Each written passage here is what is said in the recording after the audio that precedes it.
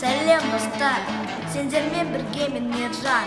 Біз қазір екінші сынып оқушылардың логика сабағына барамыз. Ол біздің бастауыш сынып мұғалімі Гүлбақыт Болатжан қызы. Сәлеметсіз. Сәлеметсің бе, Мержан?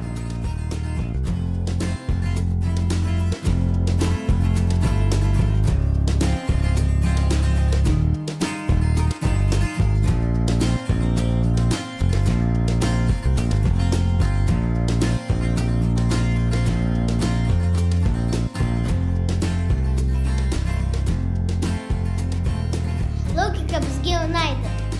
Логика сабағында қызықты тапсырмалар жасап білімімізді шыңдаймыз. Біздің сабағымыз осылай қызықты өтеді. Сіздермен болған Мержан, сау болыңыздар.